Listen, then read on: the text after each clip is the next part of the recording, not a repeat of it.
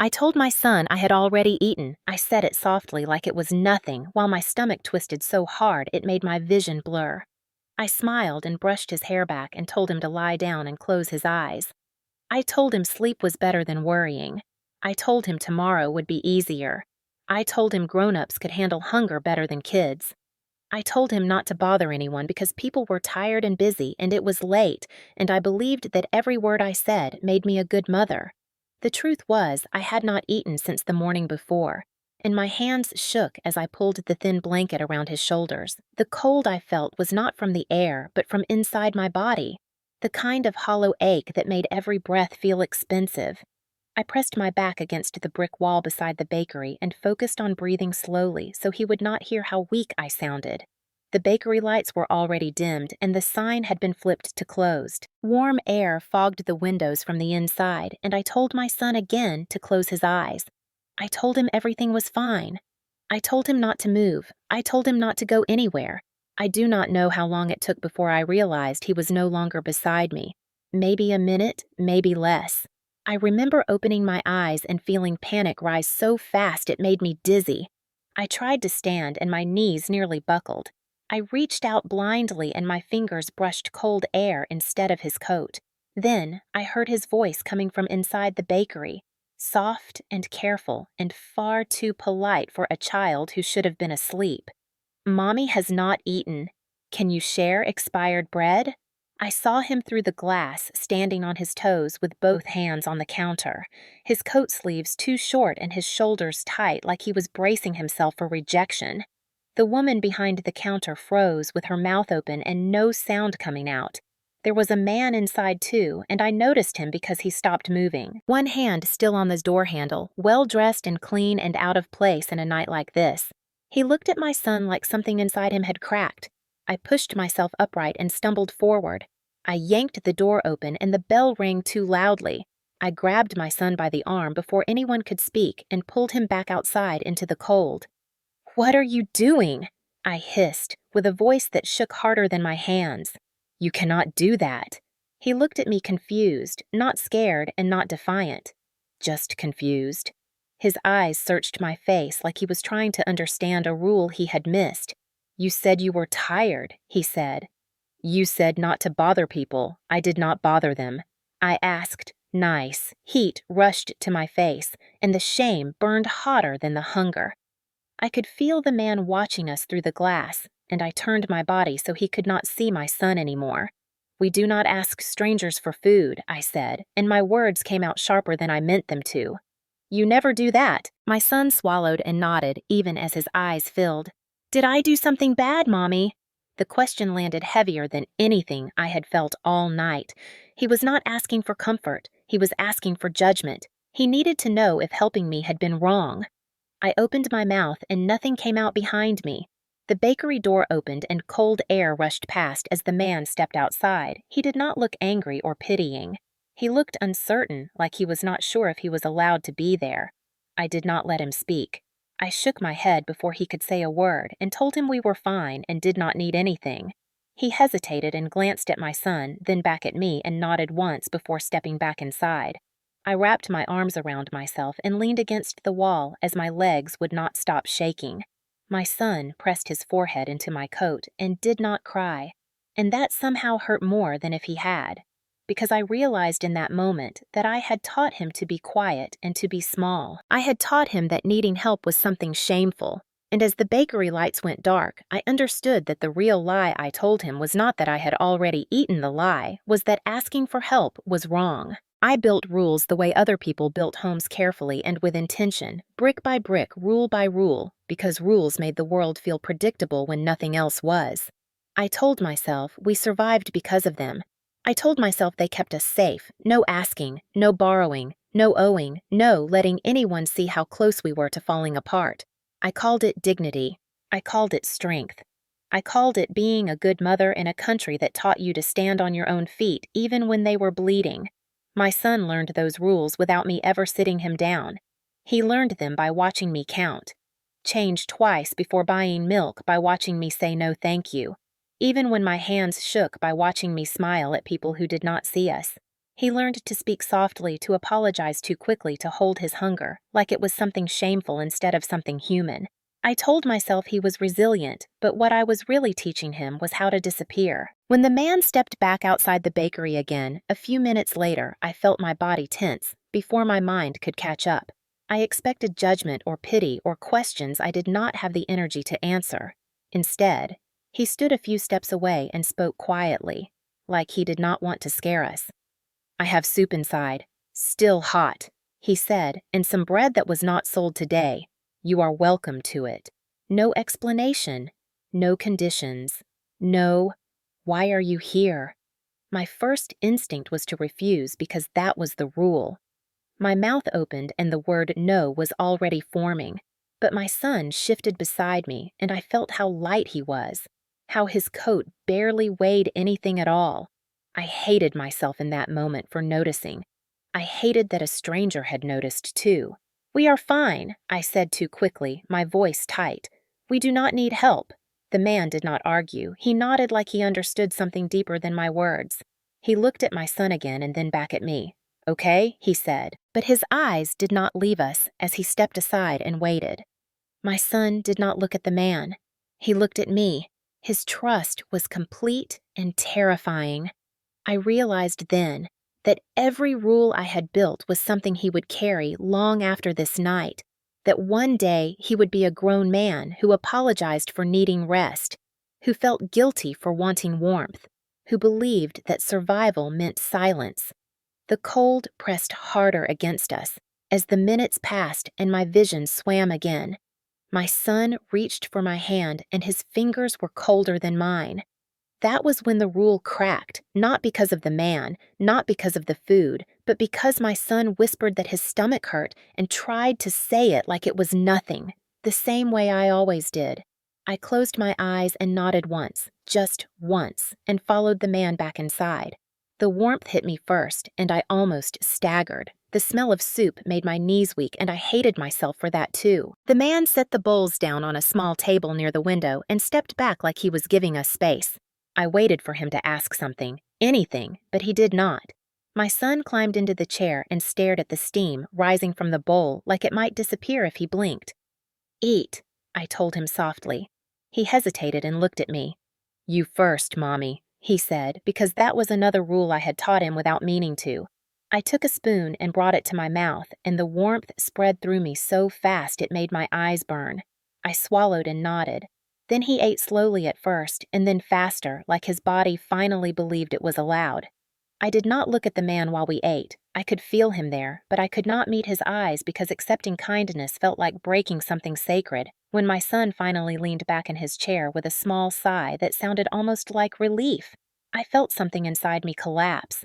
I had built rules to protect us, but all they had done was teach my child how to endure instead of how to live. And sitting there in that bakery with soup warming my hands, I realized that survival without connection was just a quieter kind of damage. The kindness did not come with a speech or a lesson, and that somehow made it harder to accept. The man did not sit across from us and ask questions or tell us everything would be okay. He stayed near the counter, pretending to organize things that did not need organizing, giving us room to exist without feeling watched. I told myself I would eat just enough to steady my legs and then leave. I told myself this was temporary, transactional something I could erase from memory later. My son held his spoon with both hands like it was precious, and every few bites he glanced at me as if asking permission to keep going. I nodded each time and hated myself for needing to. The soup warmed my stomach, but it did not quiet my mind. Every swallow came with a reminder of how close I had let us come to breaking, how close my pride had pushed us to something I did not want to name. When we finished eating, I wiped my son's mouth with the edge of my sleeve and stood too quickly. The room tilted and I reached for the table before I could stop myself.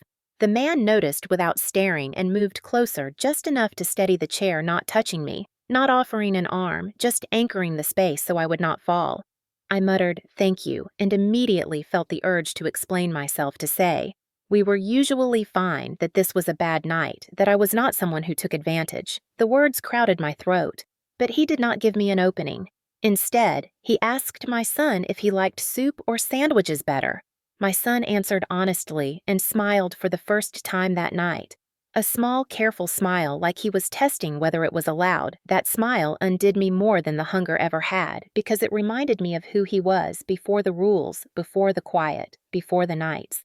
I told him to sleep through his pain. I gathered our things and told the man we would go now that we did not want to take up any more of his time. He nodded again and said there was a warming center a few blocks away that stayed open all night. No obligation, just information. He said it like he was telling me the weather.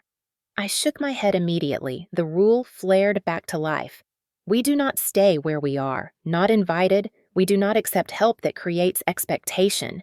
My son looked up at me then, and I saw confusion flicker across his face. Not disappointment, not anger, just confusion. The same confusion he had when I dragged him out of the bakery. I realized in that moment that refusing kindness was not neutral. It was teaching him something too. It was teaching him that safety was temporary and warmth was not meant to last. We stepped back into the cold and the door closed behind us. The warmth disappeared instantly, and my body protested. My son reached for my hand and squeezed it hard. "Mommy," he asked quietly, "are we still bad for asking?" The question sliced through me because I did not have an answer that would not hurt him. I told him no, that he had done nothing wrong, but the words sounded thin even to me. The wind picked up and I pulled his hood tighter. We walked toward the car slowly because my legs were weak again, and every step felt heavier than the last. Halfway there, I heard footsteps behind us and turned. The man stood a few feet away, holding a paper bag. I almost said no before he spoke. He held it out gently and said, "This is just bread and fruit. No strings for the road." Something in his voice made it impossible to argue, not because it was forceful, but because it was final, like he had already decided this kindness did not require my permission. I took the bag and thanked him without looking up. My hands shook as I did. He did not follow us. After that, did not watch us leave, did not ask where we were going. And that was when I realized the hardest part of accepting kindness was not the help itself, but the way it forced me to see myself clearly, not as a strong woman enduring quietly, but as a mother whose child was learning the cost of her endurance. As we reached the car, my son peeked into the bag and smiled again, a real smile this time, and he leaned his head against my arm like he used to when he was smaller in that moment. Something shifted inside me, a small crack. Not enough to change everything, but enough to let the cold truth in that I had spent so long refusing help that I had forgotten how to recognize it when it arrived without judgment. Shame settled into me deeper than the cold ever had. It followed us into the car and sat heavy in my chest as I turned the key and waited for the engine to catch. My son buckled himself in quietly like he always did and held the paper bag in his lap as if it might disappear if he let go. I stared at the windshield where frost had already begun to form and told myself we would just drive somewhere safe and figure it out like we always did. But my hands would not stop shaking, and I had to sit there for a moment with my head bowed so he would not see how close I was to breaking. My son did not ask where we were going. He never did. That was another thing I had taught him without meaning to. That questions were a luxury we could not afford. I reached over and touched his knee and told him I was proud of him. The words felt inadequate and too late. He looked up at me, surprised, and asked why. I said, "Because you are kind," and he nodded slowly like he was filing that away as something important. We drove a few blocks in silence before I pulled over because my vision blurred again and I realized I should not be driving like this. The street was empty and the night pressed in around us. My son leaned his head against the window, and I could hear his breathing slow as exhaustion finally caught up with him. I watched his chest rise and fall and felt the familiar mix of relief and guilt that came when he slept. Relief that he was resting, and guilt that sleep was the only refuge I had to offer. I thought about the man in the bakery and how he had listened without interrupting, without trying to fix me or turn my pain into a lesson. That kind of listening was unfamiliar and unsettling. It made my shame louder because it left me alone with it when my son stirred. I reached for the blanket in the back seat and draped it over him carefully. He murmured something unintelligible and reached for my sleeve. Even in his sleep, I stayed still until his grip loosened, afraid that if I moved, he would wake and see how fragile I felt. Time passed slowly like it does when you are too tired to think, but too anxious to rest. Eventually, I heard a knock on the window and my heart jumped into my throat. The man stood outside with his hands raised slightly, like he did not want to startle me. I cracked the window, and the cold rushed in. "I am sorry to bother you," he said, his voice low and careful, "but the center is open tonight and they have space. I know you said no earlier, but I wanted to make sure you knew." I almost closed the window immediately. The reflex was automatic and strong. But then my son shifted and I saw his small face drawn with sleep and hunger and trust. I thought about how many times I had pushed him to endure instead of letting him be a child.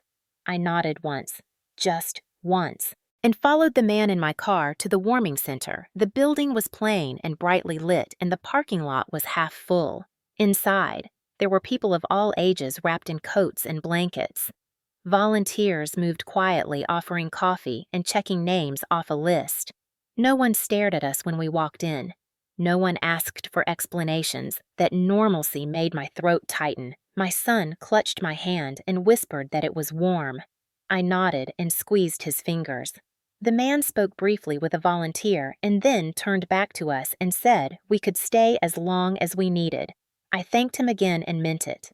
This time, my son found a chair near a heater and curled up immediately, his body finally relaxing in a way I had not seen in weeks. I sat beside him and let the warmth seep into my bones. Shame still pressed on me, but it was quieter now, muffled by the simple fact that we were safe for the night before the man left.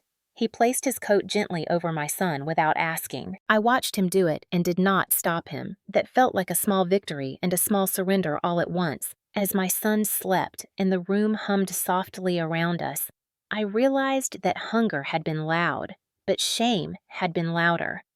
It had kept me isolated and rigid and afraid of kindness, and sitting there in that crowded, warm room, I understood that my shame was not protecting my child. It was teaching him to carry burdens that were never meant to be his, and that realization hurt more than any empty stomach ever could. The warming center should have felt like relief. It was warm and bright and full of people who understood without asking, but my body refused to relax the way my son's did.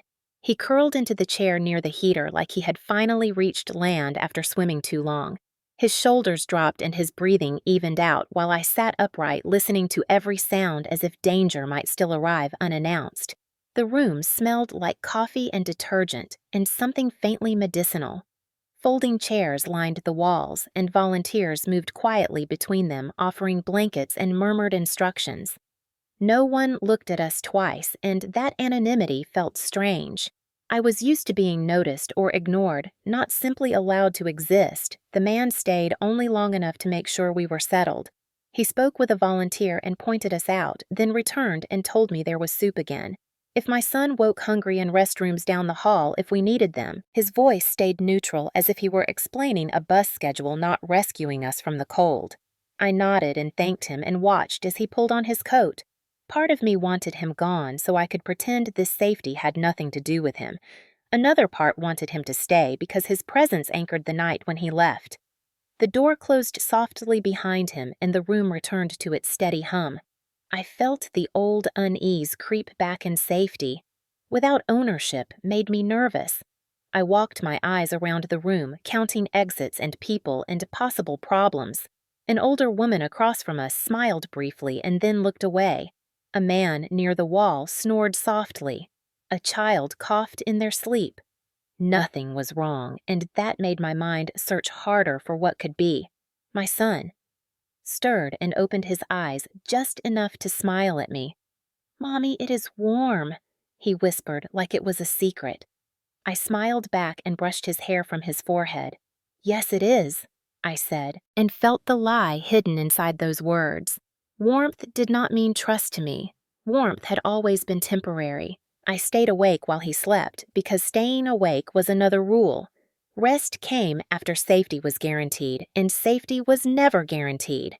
As the hours passed, I noticed small things I had missed before: a volunteer quietly replacing a blanket that slipped off a sleeper, a man giving up his seat so someone older could rest, kindness everywhere, but understated and routine. No speeches, and no expectations. That ordinariness unsettled me more than anything dramatic ever could. My son woke briefly and asked if we were allowed to stay until morning. I hesitated before answering and hated myself for that pause. Yes, I told him. We are allowed. He nodded and went back to sleep, as if that settled everything. His trust was absolute and undeserved. Sometime after midnight, a volunteer approached and asked softly if we needed anything. I shook my head out of habit and then stopped myself. Could we have water? I asked. The words felt heavy in my mouth. She smiled and returned with 2 cups, without hesitation. My hands trembled as I took them, and I wondered how many times I had denied us simple needs, because asking felt like weakness near dawn. The man returned quietly. He did not come straight to us, but spoke again with the volunteers. I watched from across the room, unsure why my chest tightened at the sight of him. He walked over only after my son stirred awake. "Good morning," he said, as if we were neighbors, meeting by chance. My son smiled sleepily and sat up. The man asked if he was warm enough, and my son nodded enthusiastically. I stood and thanked him again. Really thanked him. He waved it off gently and said he was glad we were safe. Then he surprised me by asking if I would be willing to help his grandmother later that day. She lived nearby and had slipped on ice the night before. Nothing serious, he said. Just someone to sit with her while he ran errands. The request caught me off guard because it was not charity, it was need. Real and mutual. I hesitated because trusting a safe place was hard enough. Trusting a person was harder. But my son looked up at me curious and hopeful, and something in me shifted. Maybe safety did not have to be owned to be real. Maybe it could be shared. I agreed quietly, and the man smiled, not in relief, but in gratitude. And as we gathered our things and stepped into the pale morning light, I realized the hardest part of the night had not been the cold or the hunger. It had been learning to sit in a safe place without trying to escape it, and that lesson felt more dangerous to my old rules than any storm outside ever could. He asked us to stay in a way that sounded almost accidental, like the idea had surprised him too. He said his grandmother lived close by and needed someone to sit with her for a few hours while he handled errands and icy sidewalks and things she could not do alone. He said it without urgency and without expectation. Just a simple request that assumed I was capable and trustworthy, and that assumption unsettled me more than hunger. Ever had my first instinct was to refuse, because staying meant attachment, and attachment meant risk. I nodded politely and said we would think about it, even as my mind was already listing reasons to leave. Reasons that sounded responsible and reasonable and safe. My son listened quietly and then asked if the grandmother liked puzzles. The man smiled and said she loved them.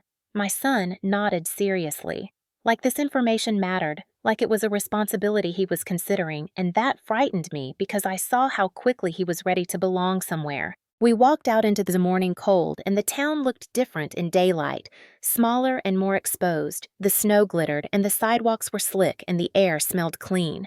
I buckled my son into the car and sat there longer than necessary, watching my breath fog the windshield.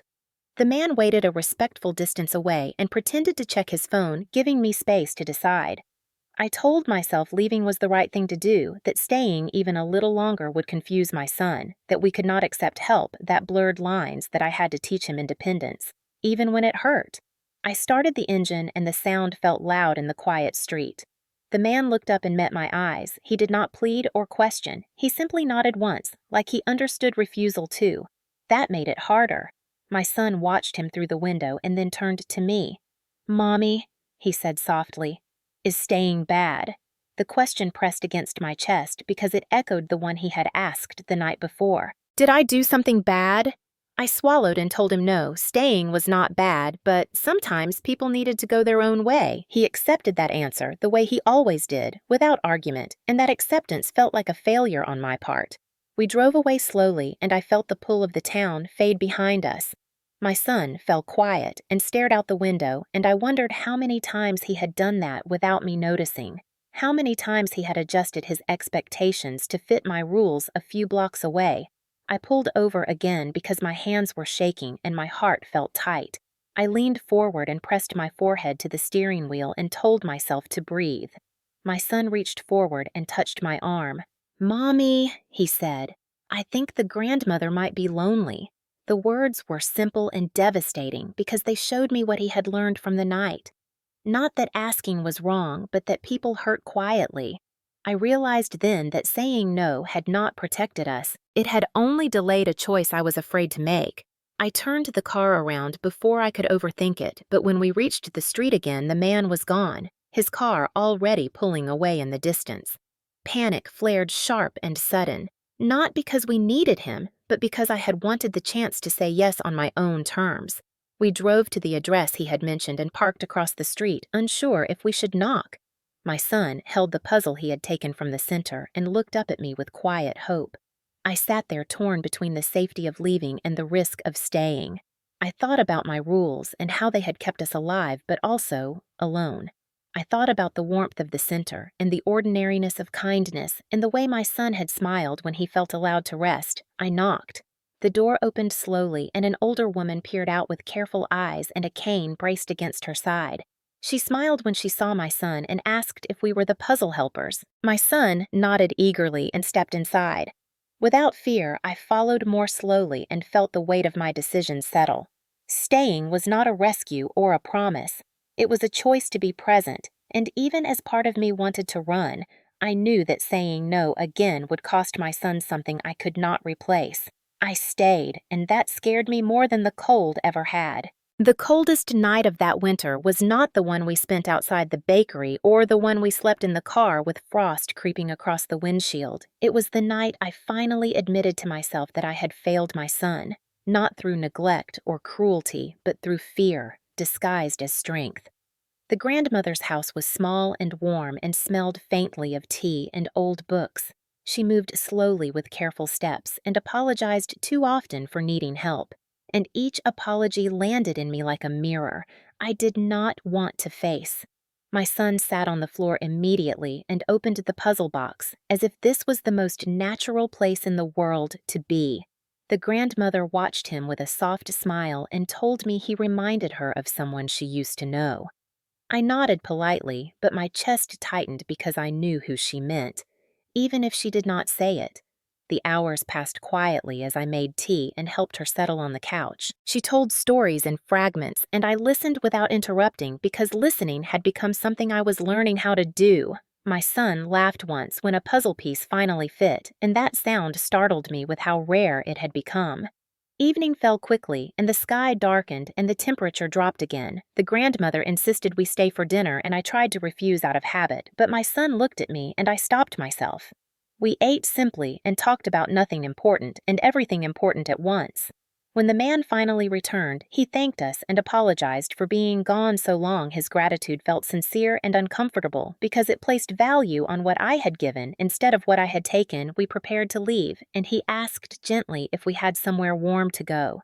I hesitated and said yes because saying no still felt dangerous. He did not challenge me, but he did not look convinced either. That night, we returned to the car, and the cold wrapped around us again like punishment. The heater struggled, and my son huddled in his coat and tried to act brave. I told myself this was temporary and survivable and familiar, but familiarity did not make it right. My son whispered that his fingers hurt and asked if it would be warmer soon. I lied again and told him yes. I wrapped him in blankets and watched his breath fog the air. I felt the weight of every rule I had built pressing down on us. I realized that my fear of depending on anyone had taught him to depend on discomfort. Instead, the guilt was sharp and unrelenting, and there was no one to blame but myself. Sometime after midnight, I woke to the sound of my son shivering and calling my name. Panic surged as I pulled him closer and felt how cold he was. I understood then that pride could not warm a child and rules could not replace safety. I started the engine again and drove back toward the center with my hands numb and my heart pounding. The roads were slick and the night felt endless. When we arrived, the doors were still open and light spilled onto the snow. Volunteers helped us inside without questions or judgment. My son clung to me and buried his face in my coat and cried silently, and I held him and cried too because I knew I had pushed us past a line I should never have crossed that night as he slept warm and safe. I sat awake and accepted the truth. I had been avoiding, that my definition of being a good mother had been too small and too rigid. that strength without flexibility had become another form of harm, and that failing him had not been one moment, but a pattern I now had to break. The cold outside did not matter anymore. The real cold was the realization that loving my child meant choosing connection over control, even when it terrified me. And as dawn approached, I promised myself that I would not let fear be the lesson he carried forward from this winter, because that was a burden no child should have to bear. I went back to the warming center that morning expecting nothing, because expecting nothing felt safer than hoping the building looked the same in daylight, plain and unremarkable, with people coming and going quietly. My son held my hand tightly as we walked in, and I could feel how much warmer his fingers already were. Volunteers greeted us with nods and soft voices like we had never left. That steadiness calmed something in me that had been clenched all night. We found seats near the heater again, and my son leaned back with a small sigh that sounded like relief more than exhaustion. He looked up at me and smiled, and in that smile I saw how much he needed predictability more than pride. I poured him a cup of cocoa and watched the color return to his cheeks around us. People talked in low voices and shared space without drama.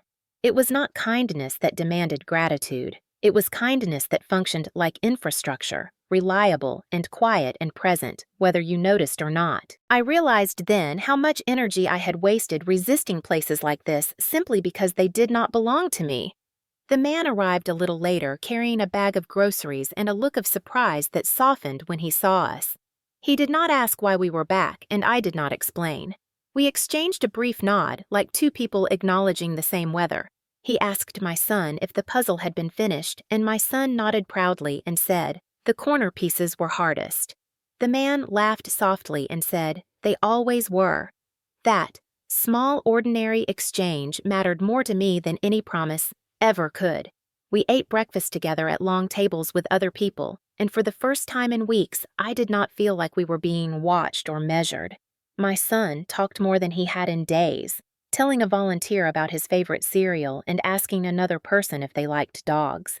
The ease with which he connected made my chest ache because it reminded me how much I had restricted his world. Later, the man asked if we were busy for the afternoon, and I said no.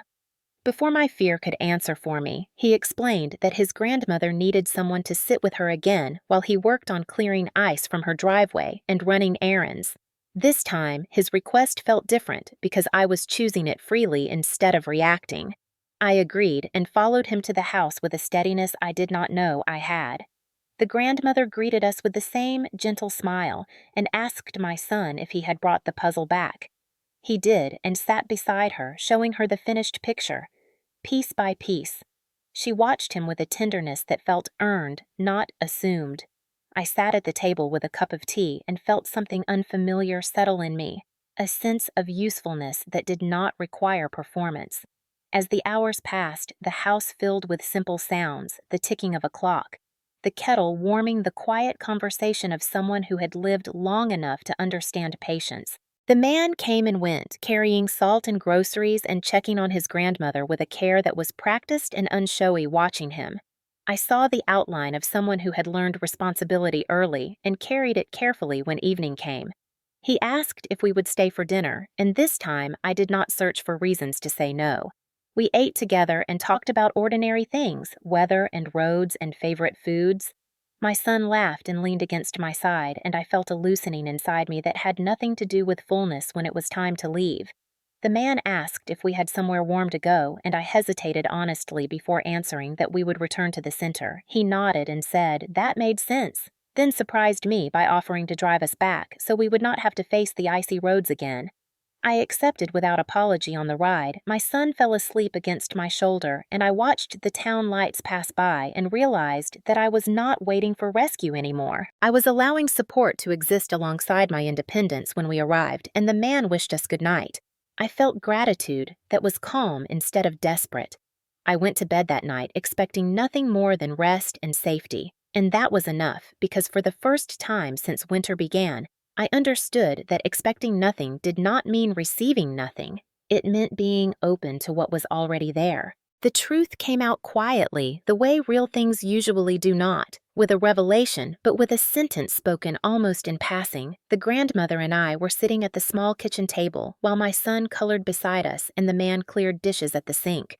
She watched my son for a long moment and said, "He had the same careful eyes as a woman. She once knew her voice did not tremble and she did not look at her grandson when she said it." I asked who, and she answered simply, "Your mother?" The room went still in a way that felt deliberate. The man froze for a second and then continued washing as if the motion could keep him upright. My heart began to pound because I sensed that I had stepped into something sacred without intending to. The grandmother did not dramatize the story. She said she had been a hospice nurse for many years and had cared for his mother at the end. She said she remembered her because she had been kind even when she was in pain, and because she worried more about her son than herself. The man turned off the water and leaned against the counter with his head bowed. My son looked up, sensing the shift, and the grandmother smiled at him gently and told him he was doing a good job with his coloring. When she continued, she spoke as if narrating something ordinary. She said his mother had asked her once whether it was wrong to need help and whether asking meant she had failed. I felt my breath catch because the words echoed my own thoughts too closely. The grandmother said she had told her no, that needing help was part of being alive and loving others. The man let out a sound, then, not quite a sob, but close enough that my chest tightened. He sat down heavily at the table and put his hands over his face.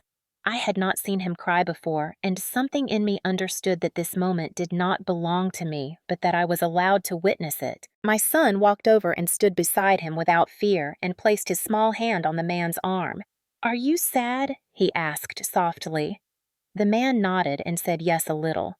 My son considered this and then leaned against him, the way children do when they do not know how to fix things but want to help. The grandmother watched them with eyes that held both grief and peace.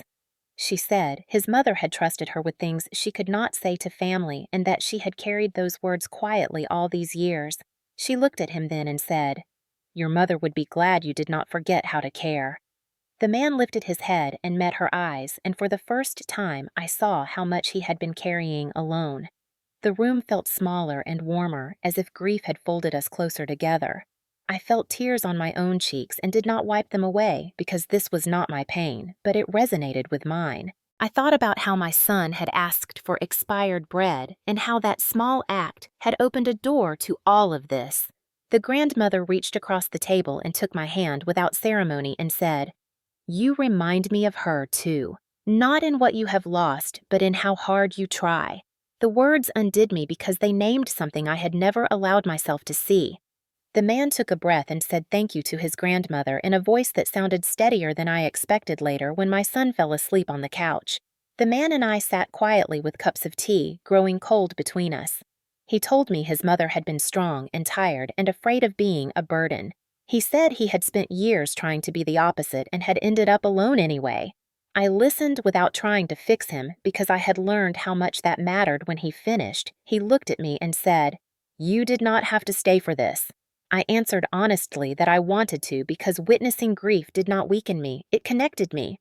When we left that evening, the night felt less sharp and the cold less threatening. I realized that the woman who remembered his mother had given us both something important. Proof that lives intersect in ways that are not random and that kindness often travels quietly through time. And as I held my son's hand walking back to the center, I understood that healing does not arrive all at once, but through moments of recognition that remind us we are not alone in our fear or our love. Fear shifted shape after that night. It no longer looked like hunger or cold or pride. It looked like the quiet mornings that followed and the way my body waited for something to be taken away.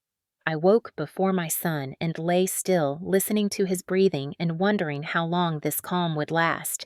The warming center had become familiar, and that familiarity made me uneasy because nothing in my life had ever stayed familiar without a cost.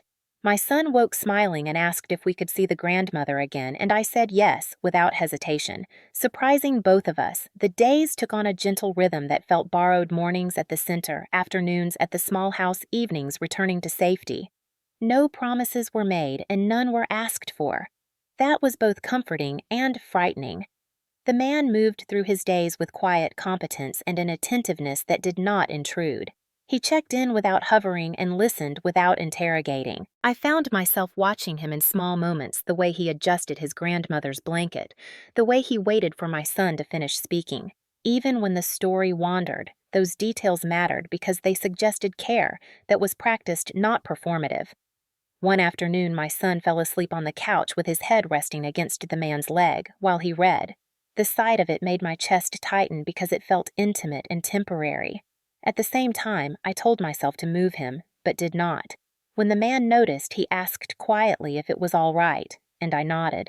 My son slept on undisturbed, and the man kept reading as if this was the most ordinary thing in the world. Later that evening, as we walked back through the cold, my son asked if we could stay forever. The word forever landed heavily between us. I told him we did not know yet, and felt the truth of that answer settle in my bones. I was afraid to want more because wanting meant risking disappointment. I watched the man make phone calls and handle responsibilities, and I knew his life existed beyond us. He had a job and obligations and choices that did not include us by default.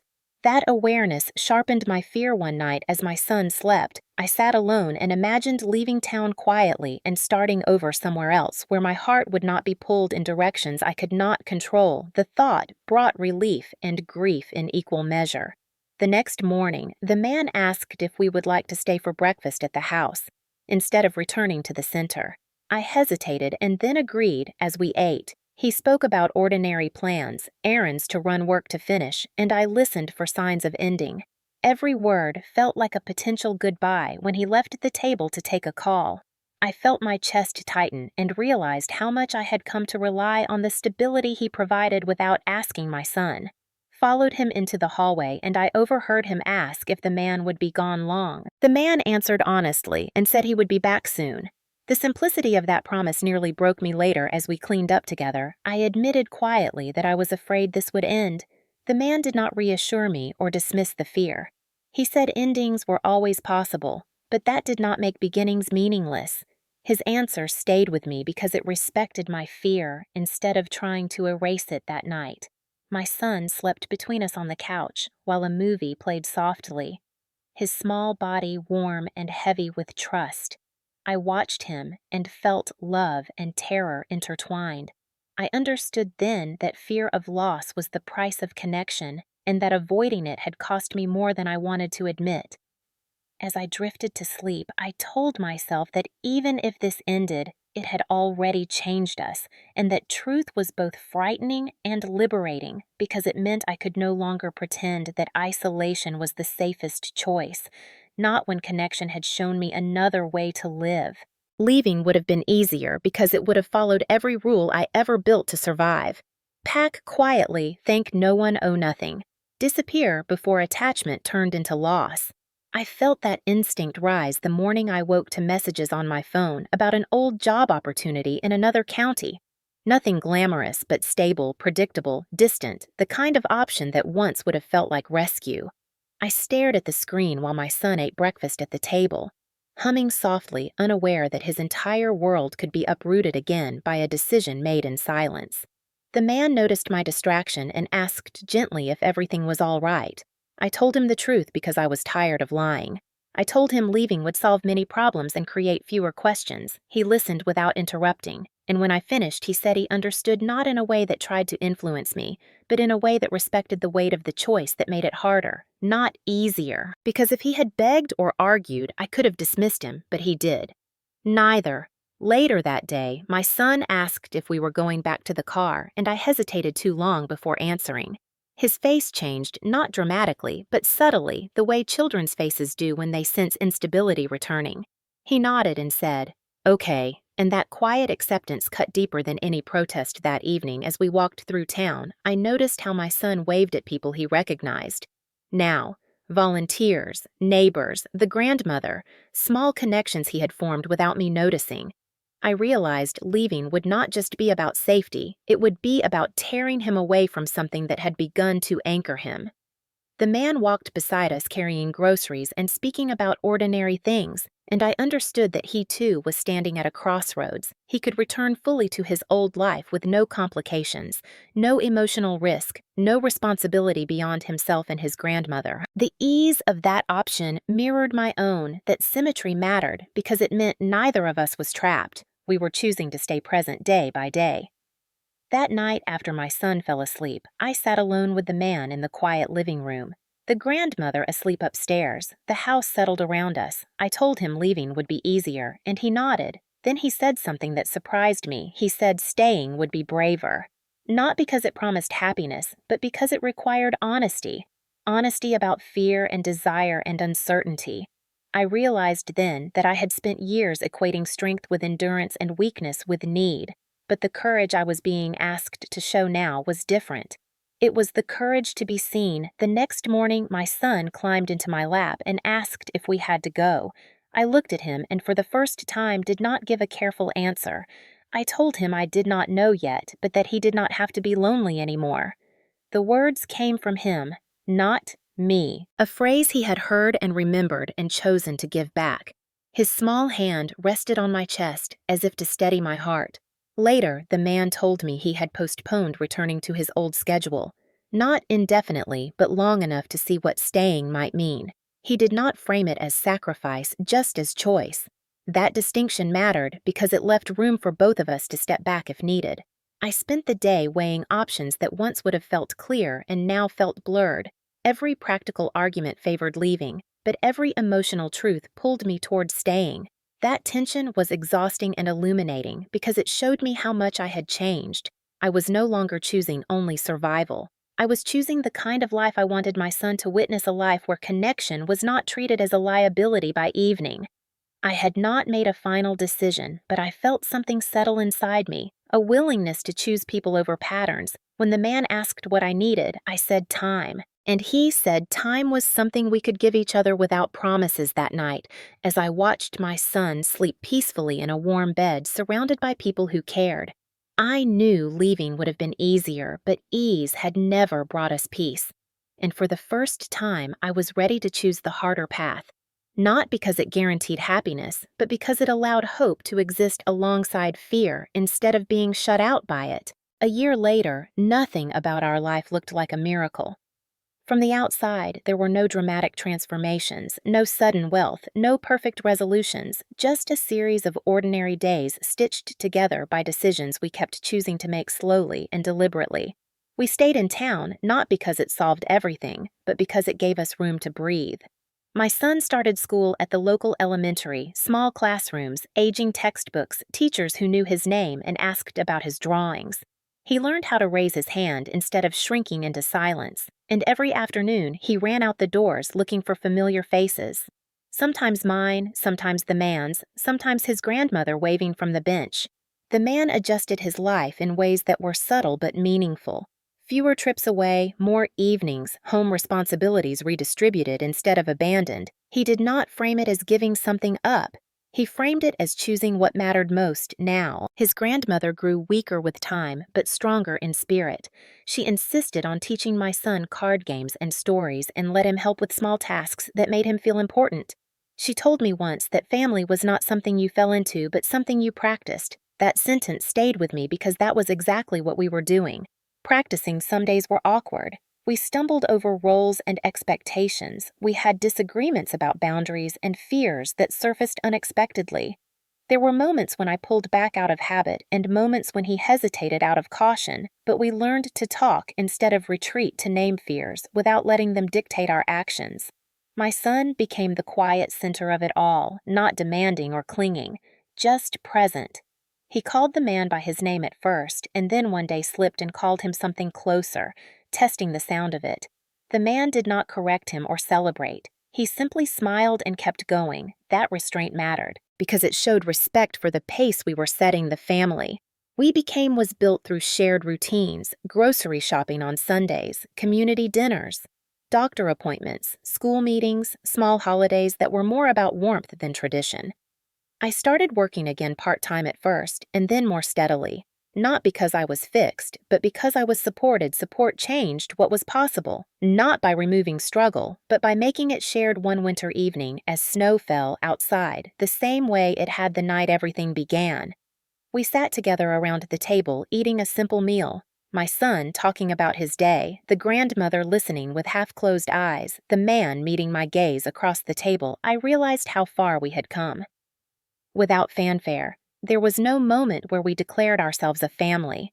No official transition. It happened quietly through consistency, through choosing to show up even when it was inconvenient, through staying when leaving would have been simpler. I thought back to the night my son asked if he had done something bad for asking for help, and I understood the full weight of that question now because our answer had not been words, but actions repeated over time.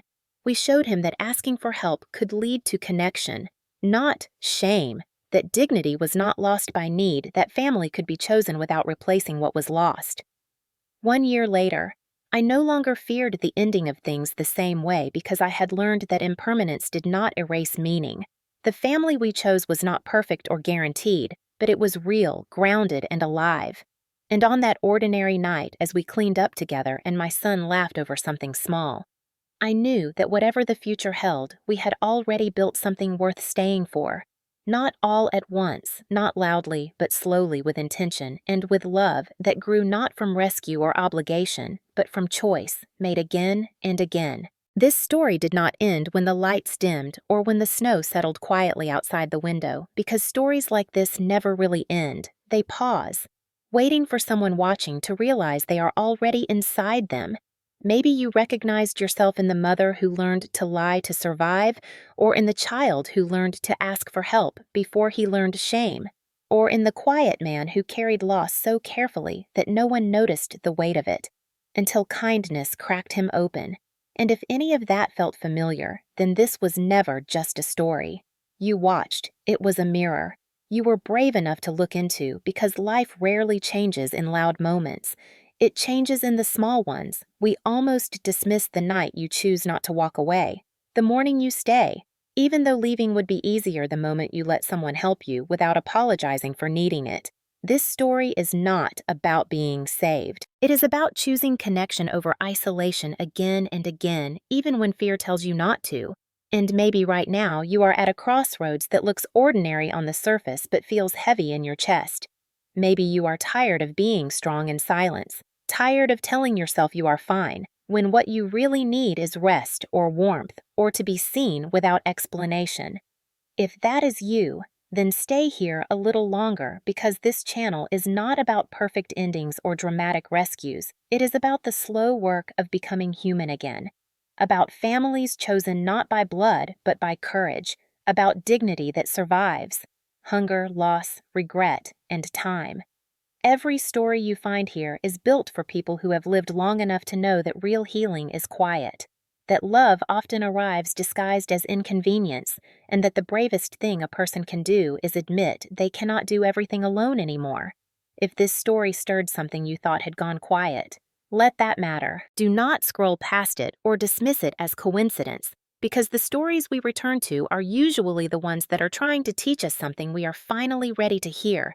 And if you want to keep hearing stories like this, stories that do not rush your emotions but walk beside them, stories that honor pain without glorifying it and hope without lying about the cost, then this space was made for you. Subscribing is not about clicking a button. It is about choosing to return, choosing to sit with stories that remind you who you are beneath everything you have carried, and if you feel moved, to share this story with someone else, someone who might be cold in ways that are not visible. Do that quietly without explanation, because sometimes the smallest gesture is the one that stays with us the longest. Thank you for staying until the end. Thank you for listening without rushing, and remember, this home is not always a place. Sometimes it is a moment when you realize you do not have to be lonely anymore, and if you are still here, then you already belong.